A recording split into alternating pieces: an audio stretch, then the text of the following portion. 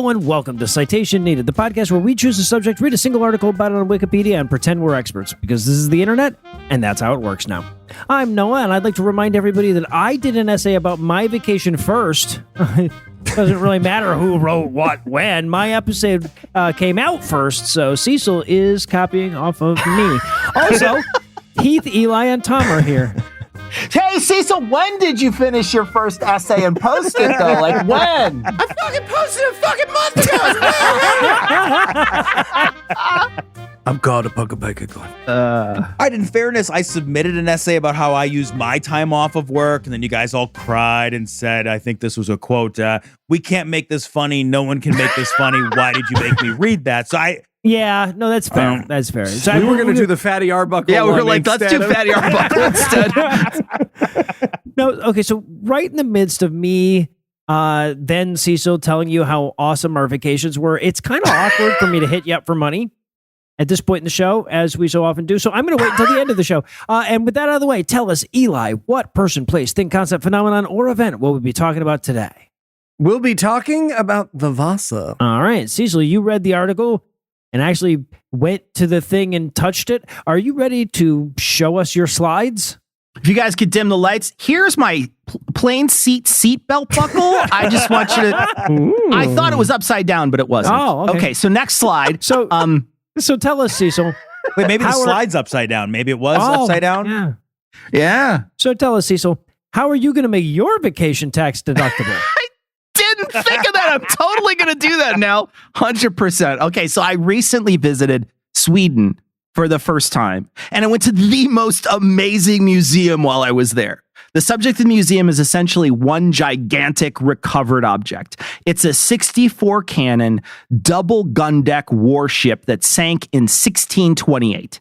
In 1961, the ship was raised largely intact from the water and placed in a shipyard where it was maintained, and then they eventually built this climate-controlled museum to house and preserve it. My inner history nerd was absolutely blown away by the exhibit, and then when I took a guided tour of the boat, I learned that it would also make a perfect citation-needed story.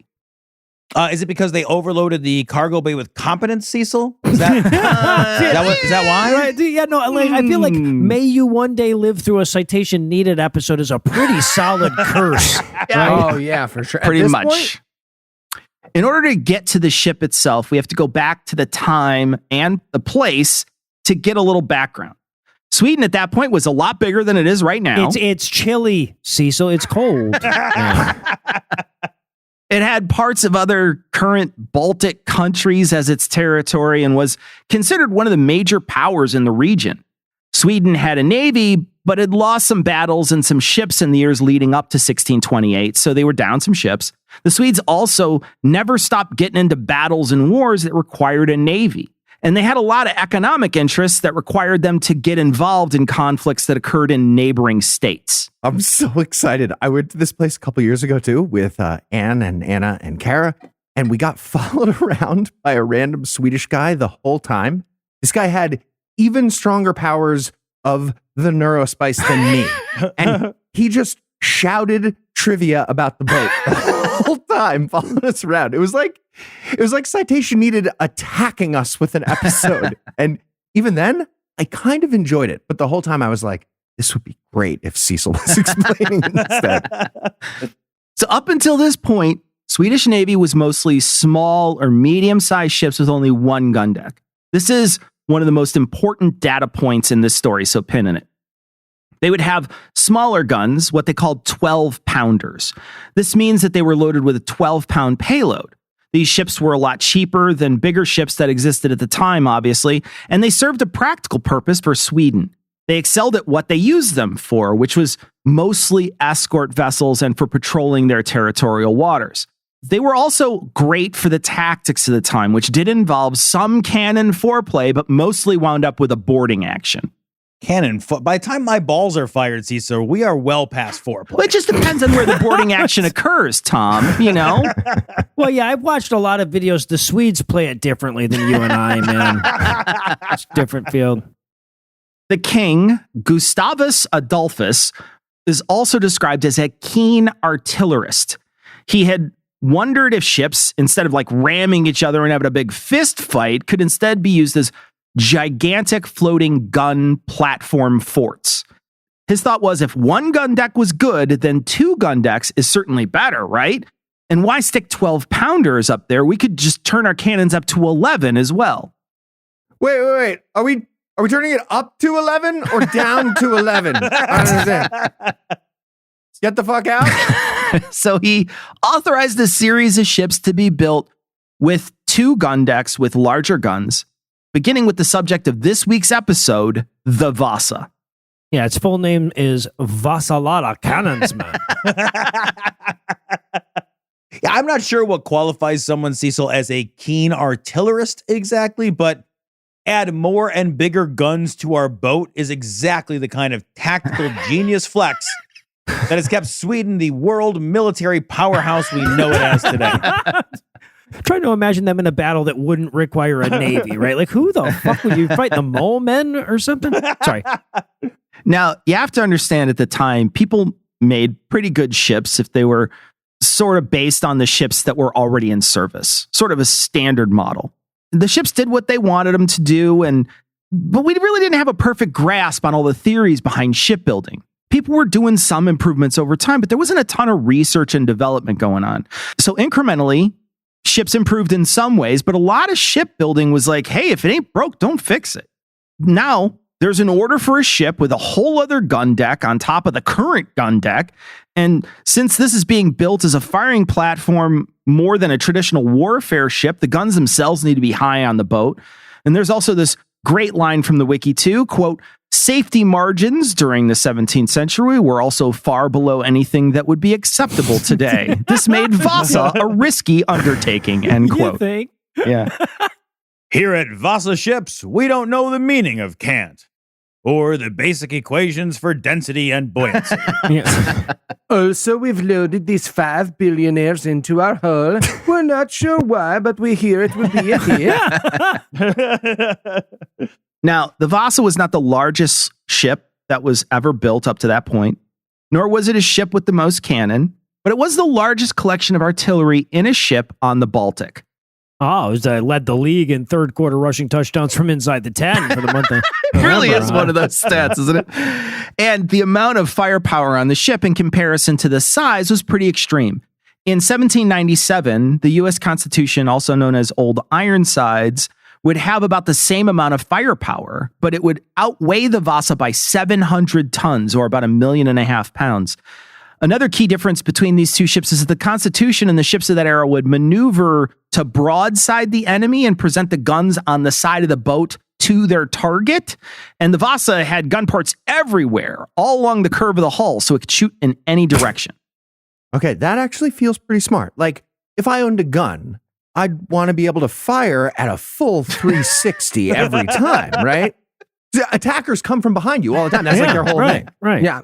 You guys remember that Nerf gun whose entire purpose was for you to pretend to surrender? And then you Yes. could shoot someone from the bottom of the handle. That felt like such an odd circumstance to arrange for children to role play, right? Yeah. To be like, this, what you should do is this. Okay, so podcast listener, Eli included a link to that Nerf commercial from 1995 in our notes, and I'm looking back over it now. The fact that we only have 2 mass shootings a day is a miracle in this fucking country. It's just Cthulhu chanting, shoot your friends, Well, shoot your friends. the friends, like, they turn into little targets, and it's like, it doesn't matter. You can shoot them all you want. They're not human Feel no beings. pain. They're rats and cockroaches. They deserve it. The graves are You're not God. yet full. What? Power is truth. Power is truth. It's Nerf or nothing was actually their slogan. I'm not making that up as a good third beat. So guns at the time cost a lot of money. Warships were actually much cheaper than the guns that they carried. And cannon would last over 100 years, while ships would only last around 20. Ships would be given guns by the armory of the country that owned them for the campaign. So you would basically take your ship to the library and check out your guns. This, of course, meant that the guns themselves weren't standardized. And we're not even like of the same time period. You could have a brand new gun and then perhaps one that's like 70 years old right next to it. The Vasa, however, is going to buck the system a bit. They cast 46 24-pound cannon for this ship, all standardized and brand new. They were cast in a single series in Stockholm where they were set aside to be put on the 2 gun decks of the ship. They'd initially thought that they'd put perhaps the 12-pounders on the upper gun deck, and then they just decided to do 24-pounders on the upper and lower gun deck. They decided to fucking 24-pound this fucker out. After they raised the ship, they had to pay the late fees for all those guns.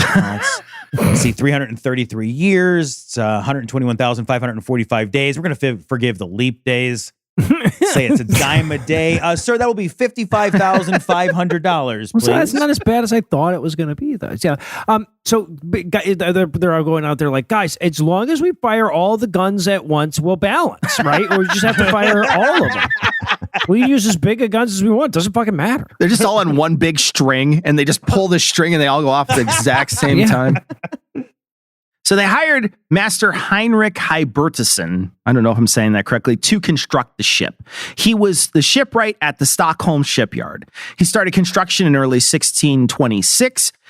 He fell ill late that year and handed the job over to another shipwright and then died about a half year later. And they launched the partially constructed ship early in 1627, and they found out that there were some serious issues right away. One thing that research discovered is that the 2 sides of the vessel are actually different sizes. They'd used 2 teams of people to make the ship, one side for the port and one side for the starboard. One side had been measured in Swedish feet and the other in Amsterdam feet. So the Swedish foot is about 1.38 centimeters or a half inch longer. And that means the sizes were off a half inch per foot. Oh my God. And that also means that the port side of the ship was heavier than the starboard side. All right, guys. Okay, the boat only does little circles. I get it, but it's cool. It's cool. We sail around doing donuts and firing in every direction. We are going to win every fight. Yeah, so hey, look, we can shoot in every direction. It doesn't fucking matter which way we're pointing, okay? The decks of the ship itself were too tall. People were shorter than an average man height back then was around 5'6" or 1.67 meters.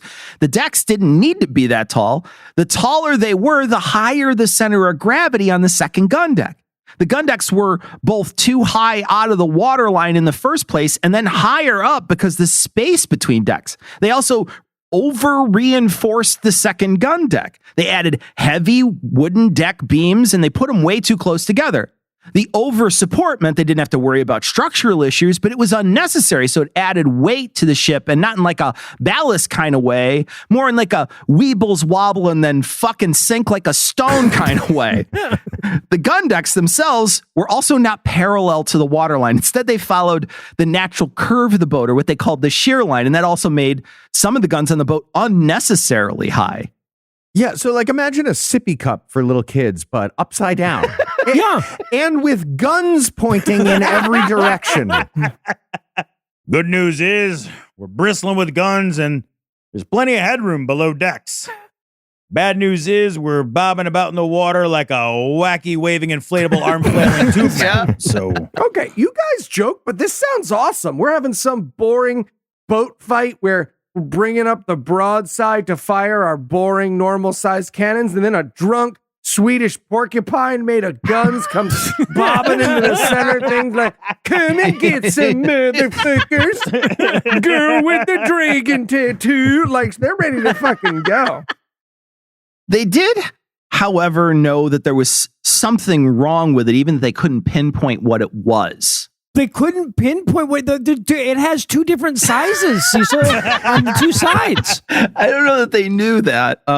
Now, How do you think they glued it? When they got the 2 sides and they were like, it's off by a bunch. Do we glue it? Like, do we line up the back? And put How the do they front do that with the and not big gap? notice that they had done it? I feel like the guy who was responsible is like Tom, where he just fucking squeezes it and puts it together and then walks the other way. He's like, nope, it's fine, everybody. It's fine. Yep. No amount of ballast in the bottom of the ship was going to fix the stability issues they were having. When the ship was nearly completed in the summer of 1628, the captain that was supervising the construction decided to show the vice admiral of the Swedish fleet what was happening with the ship.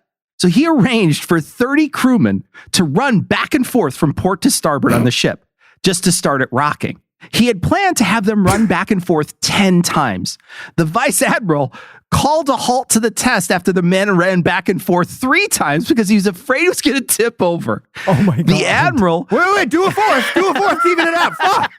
The admiral, stop, though. The admiral was Go getting, middle. who was sort of getting a constant stream of letters from the king asking where the fuck his new ship was and why it wasn't out on the sea killing shit, had remarked that he wished the king was there and home to see this. All right. Well, while we find a way to break it to him that the king would have just said, well, then don't tell the sailors to run back and forth like that. We're going to pause for a little apropos of nothing.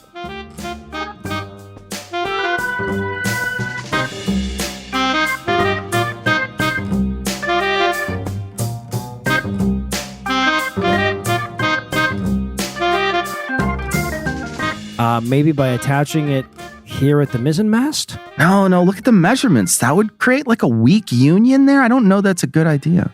He's right, sir. It would. Damn. Are you? Oh, hello, Your Majesty. Hello, Captain. Well, look at this. The whole team is here. How is the construction on my fabulous warship coming? Who has good news for me? Right. Well, it is coming along, sir. But we fear that your design may have a few flaws. Oh, boo. No, I don't think that's it. If you'll forgive me, Your I Highness. won't, and I'll have you tortured. I'm sorry, what? I will not forgive you, and I'll have you tortured. Oh, I think what Roger means to say, Your Highness, is that your brilliance is far above anything that naval science has ever achieved. Oranges? Boats, Your Highness. Naval means boats. Does it? Because I feel like we could settle this with a little bit of torture. Nope, I no need for that. I misspoke. The point is that our humble knowledge has not caught up, to your brilliance, and we're merely trying to match your excellence. There, finally, someone speaks it plain. Thank you so much. Well, I will leave you to it, but before I go, just really, really quick, Yes, Your Majesty. I would like the boat to fly. You gonna torture us if we say no? Yes.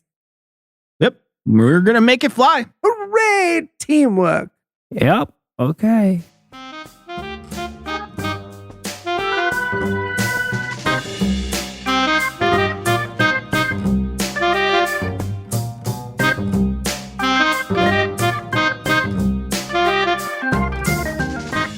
Okay, what about Tuesday?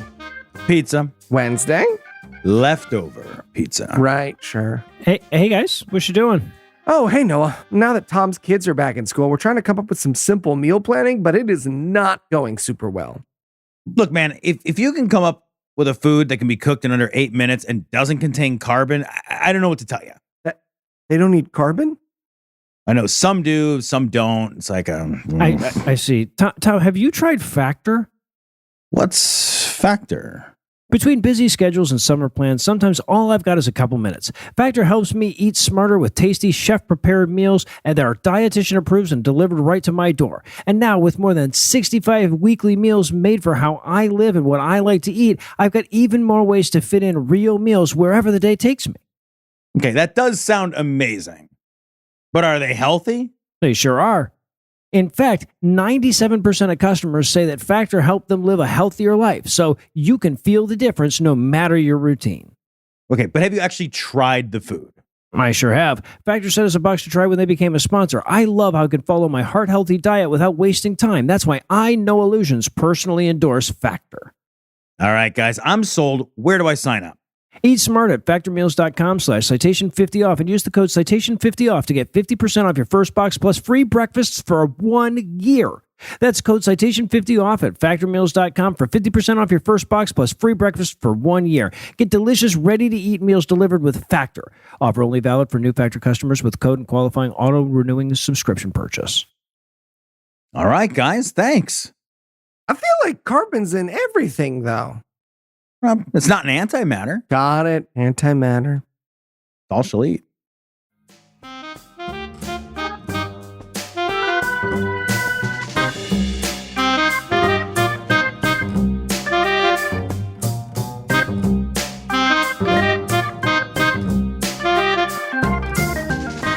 And we're back.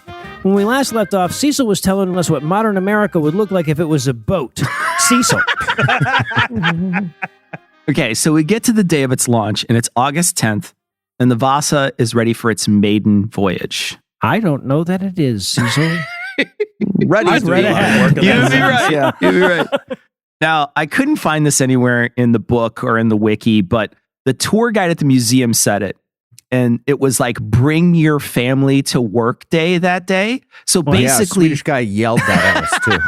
same guy. So basically, the entire crew brought their whole families to watch Daddy sail this brand new warship through the Stockholm harbor. And not from land. They weren't on land. They were on the ship itself. So remember that this ship has its crew on it that isn't the normal size, since it's just going to putz around the harbor for a bit. And it also has a bunch of people that aren't really part of the crew as well. So this is where Daddy shoots a 24-pound ball of iron at 1,500 feet per second into the broadsides of our enemies to send their daddies screaming, bloodied, and maimed to the bottom of the sea. Is that Swedish feet or Dutch feet, bud? Fucking matters. So the day itself is calm. They head out from the shipyard and it's going great. There's only a very light breeze from the southeast, and the ship was hauled out before it unfurled its sails. Now all the guns aren't actually on the ship, but there's a large complement of cannons because they want to ride around the harbor thumping these base cannons with just powder to show what kind of badass ship it was. Glass pack mufflers, we're rolling coal, cannon planks. It's a big day. This is going to be awesome. The Vasa then passes out of an area where the land and the buildings were blocking the wind. And it's got the sails out, and it floats right out there in the open weather, and it immediately tips fucking over. like super fast, and it's on its side, right? The crew, they acted quickly, and the sheets were cast off, meaning they basically let the rope lines for the sails get slack. The boat rights itself. Okay? Deep breath. Was not expecting that. Yes, we were. But no matter. They're out there in this bay. They're going to make the most of it, so they soldiered on. Okay, so this is going to sound weird, but this is how this whole story relates to high school hockey. So I was the first player in line to come out onto the ice for a hockey game one time in high school, and I forgot to take off the fabric soakers that you put on your skate blades. Uh-oh. And I ate it right away, obviously, because ice and fabric. So I left the rink and I never came back. But that's not the point. If I did come back, I would have taken them off. Right. That's what I'm saying. Yes. That lesson was not learned here. And by the way, just like Heath, there were probably plenty of sailors that had to try like play it cool in front of their wives and shit. Like this is just normal shit that happens on the boat. They're just whistling My wife loudly. made fun of me a lot after that hockey game and forever after. So it goes back behind more land for a bit and everything's cool. And then 1,200 meters from where it was launched, that's 3/4 of a mile, by the way, gets hit with a bigger gust of wind and it's on its port side again. Now, remember when I said that all the gun decks were open because they wanted to party pop their way through the harbor that day? Well, the open gun decks meant that water starts flowing in. The lower decks were quickly flooded and the ship could not right itself. As the water reached the hold, the ship started to sink. Sank pretty quickly in a depth of 32 meters or about 100 feet. The ship itself sank in the harbor, so it was only like 400 feet from the shore, about 120 meters. That's so rough. And the masts, they didn't actually fully sink because they were taller than the water. So the people just didn't try to swim for shore. They just clung onto the mast and waited for rescue. Little help. I know you hear me. Fucking Swedish Coast Guard boat trundles its way out. One guy gets on, ship immediately spins upside down and explodes. Sorry, the king designed these two. You know, there was one guy. Let me turn us to the side slightly for a moment, if I may. There was one guy who came out and his wife was like, "You never bring me anywhere," and he was like, "Fine, we'll go to the fucking boat thing." Jesus. And they got there and she was like, "That boat's not gonna turn." And he was like, "You don't know fucking shit about boats, Gretchen. You don't know anything about boats. You have a 3rd grade education." Relax. And it fell over and he was like, "Fucking God damn, I'm never gonna hear the end of this fucking shit. I hope I'm one of the 30 that drowns. Is all I'm saying. Because Gretchen just every time I disagree from now, well, it's like remember when you said the about one thing. There's a Gretchen who went to the really bad place on 9/11, right? And like that's going to be a tough one. Exactly. There you go. Yeah, exactly. You're never going to hear the end. You're never going to forget. Rough. Rough. Yeah, because it's one thing to just bomb on a joke, but it's another thing to bomb on a 9/11 joke. Right? Like it's just. I'm just letting it hang. With you. I was holding you in the light. I was holding you. It's not a bomb. It was a controlled demolition of my joke. I'm never going to forget it, Heath. I'll never forget it. Thank you. So the good What news a great is, joke, Cecil. good news is, Eli didn't show up for my joke today. so the good news is there's this huge crowd of people and they're out there. They came for the day to witness the strength of Sweden. So out of the thousands of people that were there, some of the people got into boats and they rescued the people that are still in the water after it stank. 30 people still died, but they were able to rescue a bulk of the people out there. Of the spectators that were there that day, a bunch of foreign ambassadors that Sweden was trying to impress with a show of power happened to be there. Also, King Adolphus was a very special birthday boy. Oh, Jesus. That's what really matters. Yeah. Just imagine the Swedish ambassador that thinks the quickest going, and if we're willing to put our sailors in that motherfucker, just think about what we're willing to do to your sailors, right? So. Now, we talked a lot about why the ship probably sank, mostly due to the weight of the guns and the placement so high and the center of gravity of the ship, and thus the ship was sort of unstable. Researchers speculate that the crew that had run the ship, they ran with the gun ports. If they had run it with the gun ports closed, it's possible that it would have been able to right itself and not eventually sink. Examining the gun ports on the boat, they found that the ports themselves had like a double lip design, and that would have sealed well enough to prevent too much water from getting in the boat. The captain did, in fact, order them closed when the ship tipped over a second time, but at that point, it was just too late. Okay, just hear what you just said, Cecil. When it tipped the second time. Yes. In calm seas, not in battle. These dipshits sank their own battleship with the game set on demo mode. Yeah. Did. Well, wait, and after, they're 2 tips in before somebody's like, hey, we should close the parts that are underwater, right? Like off. Keep those closed.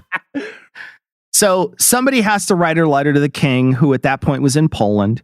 He writes back. No, not it. He writes back and that there's, there needs to be a full inquest into finding out what the hell happened and to punish the people responsible, just not me for designing the ship and rushing it to construction.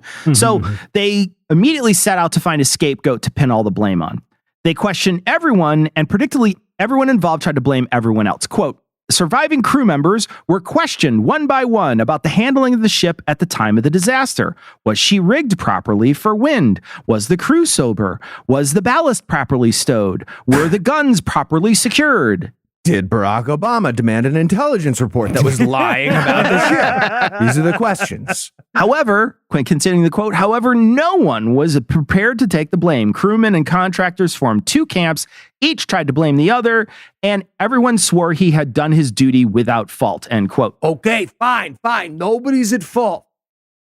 Who hates getting tortured the least?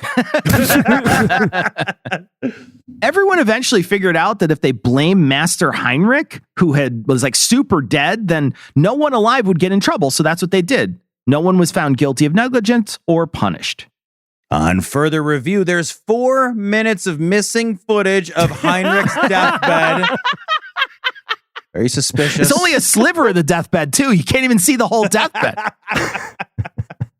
They decided to raise the ship, but they couldn't do it. The principle of raising the ship is actually the system they used to eventually surface the ship, but they couldn't get it to work in the 17th century. They had put 2 ships lashed together and they attached ropes under the hull of the Vasa to these vessels. They'd fill these ships with as much water as they could without sinking them, and then they would tighten the ropes as tight as they could, and then remove the water with a pump. The buoyancy of the two ships would lift up the one ship, but it didn't. It was stuck in the mud of the harbor, and it wouldn't move. The best they could do was essentially right the ship so it was sitting in a sailing position. This is actually one of the reasons why the ship was in such good condition today. It was in the proper position so the stresses of gravity didn't break it. Just kind of sitting there like the weird flower grave with the shiny pinwheel on the side of the highway for the person who died. Wait, why do we have those? well, They're yeah, fucking who weird. was consoled by the at least it isn't leaning over all willy-nilly down there reassurance? Like that, because that had to be like a whole thing to put it back up. It just makes me feel bad, and now it's like, is that a ship? Maybe they invented submarines super early. You hated I Gretchen. did. They were able to salvage the guns out of the Vasa about 35 years later. They used a team with a diving bell to go down in the water and pull up 50 of the guns out of the wreck and salvage them. So the most important part of the ship and the most expensive was actually recovered from the water. What the fuck do you mean they salvaged the guns 35 years later? Hey, Sven, I know it's 1663 and we don't know what causes literally anything to happen at all, but I'm going to need you to go get in this diving bell made of fucking leeches and humors or whatever and fetch me some cannons. Do you know that Aristotle wrote about the diving bell? Who cares? Would you get in it? Would you get the fucking Aristotle's diving bell? Don't bring I don't any know. meat, though. Maybe. It'll turn into flies. You know what? I'm going to pass on this invention, A-Dog. I'm going to let history do its work. So there it sat for mostly forgotten for over. So there it sat mostly forgotten for over 3 centuries.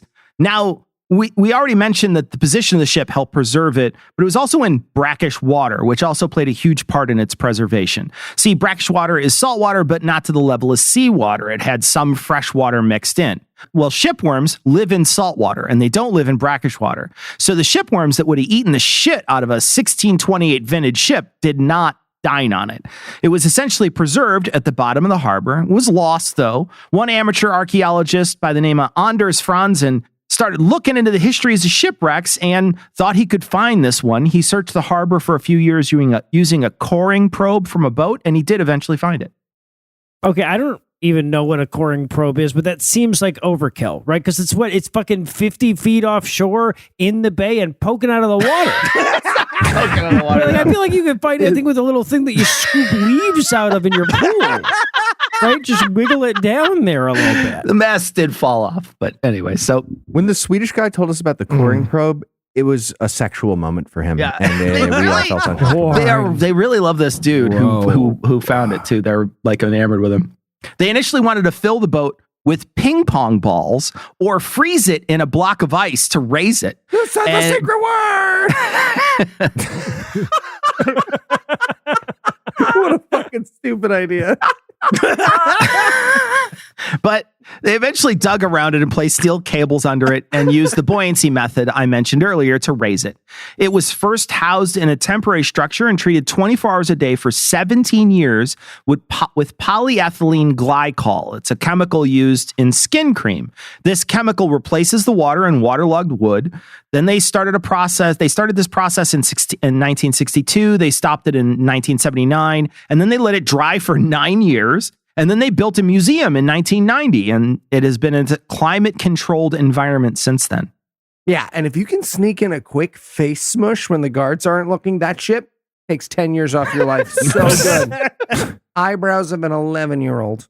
Cecil, what the fuck do you mean that they wanted to freeze it in a block of ice? What Right. it said. Like They have a multiple fucking sources freeze said that. ray? We'll just build a big underwater Frigidaire around the ship and everybody's laughing at me. Everybody. Before I say it, I want to remind everyone we have an idea jar. And if you say anything mean, like we all did about Greg's ping pong idea. So what's so amazing about this ship is that it's 90% original. Take that, Theseus. Poser. Fucking poser. That's a great joke. The I mast. was honestly, Cecil, when I got here, I was surprised that nobody had written it before me. I was like, oh, wow. Such a good joke. The mast didn't survive, and some of the railings didn't either, but mostly it's all there. This kind of thing allows us to see how things actually worked. I mean, we can read about something from the time describing its function, but we might not have all the knowledge to make a replica. There's one example, and I'm going to veer off here for a minute. We know that ships back then didn't use a ship wheel to steer until after the Vasa sank. The Vasa used what's called a whipstaff. It's a system that uses a giant lever. It's attached to the rudder, and it's more complex than I'm making it sound because it's inside the ship, and they had like a whole room dedicated to it. We always knew that's what they used, and from historians' descriptions of these ships, scholars all thought it was a pretty shitty system. But when the Vasa was recovered with a fully functional whipstaff, it sort of changed presumptions of how effective this method was. And a number of replicas of ships have been built with a whipstaff, and the system has been found to be fully effective. This is just one tiny thing that they learned from the Vasa. There's a bunch more, and I can't fit them all into a citation needed essay. If you ever have an opportunity to see this ship, it's fucking just unbelievable to see in person. It's the best. Just make sure you bring the right passport when you reach the country. 'Cause, There's a story there. So to wrap up, this ship may have never sailed into battle or even fired a cannonball. It was only sailed for under a mile, and it tipped over and it promptly sank. But it's now one of the most visited ships in the world. So don't give up. You can make it big even if you're a huge failure. well, there you go. And if you had to summarize what you learned in one sentence, what would it be? Always go down on the first date. Great advice. And are you ready for the quiz? All right, let's do it. Okay, Cecil, which of the following was an additional thing that may or may not be true that was shouted at me from inches away by the random Swedish guy following us around? A, they recovered a bunch of barrels from the ship, including beer and liquor casks. B, the ship had big racks to hold those barrels that ran the width of the boat. C, the racks weren't full for the big demo day, so the moment the ship tilted a little bit, the barrels all rolled to that side. It made it way fucking worse. Jesus Christ. Or D, all the above. I didn't hear that, but I want it to be true, so I'm going to go with D, all of the above. Nicely done. Yeah, Cecil gets it. All right, Cecil, it is possible that the Vasa wasn't so much poorly designed as it was perhaps poorly piloted. In fact, some say the pilot was known for being A, tipsy. That's from last week. I'm going to go with A, tipsy. Yeah. Tipsy. Yeah. All right, Cecil. I made a joke about us all sharing our vacation as an essay topic last week. Now you have. So, A, I spent a lovely week in the Poconos with some parent friends. B, place had a pool. Really cool to hang in the pool. Did you go in the pool? Yeah, no. There was a How's the water barbecue place nearby. Everybody said it's really good. Could be an essay, maybe. Oh, okay. D, me? I'm an essay? I'm Eli. I write about 15-year-old internet fights. That's what I do. What's your next essay, right. Eli? You're going to write a fucking essay about how Strong Bad and Homestar have a beef? Is that the next one you're going to do? People would love that. People would love it. It's so awkward for me now because the next thing it says in our notes is that I have to announce Eli as the Who winner. won that fight? Who won that fight? And now, there's in just your no opinion? way, like coming out of that I can say those words. But Eli gets to choose who does the essay next. No matter. I want Tom to write an essay. All right. About men being cold in a sad place. Tom, Cecil, Eli, and Eve, I'm Noah. Thank you for hanging out with us today. We're going to be back next week, and by then, Tom will be an expert on something else. Between now and then, you can listen to Cecil deal with shit he hates at the No Rogan podcast. You can listen to Heath, Eli, and me deal with shit that we hate on God Awful Movies, and you can listen to Tom deal with shit he hates on Dear Old Dads. Phenomenal. And if you'd like to help keep Tom this show talked going, to customer service like 4 times in one. I was so mad along with you, Tom. Oh my God. and if you'd like to help keep the show going, you can make a per episode donation at patreon.com/citationpod or leave us a 5-star review everywhere you can. And if you want to get in touch with us, check out past episodes, connect with us on social media, or check the show notes, be sure to check out citationpod.com. All right, everybody. 1, 2, 3. Take flight. It was the dead guy. Dead guy did it. I'm gonna torture him so bad. Oh, poor dead guy.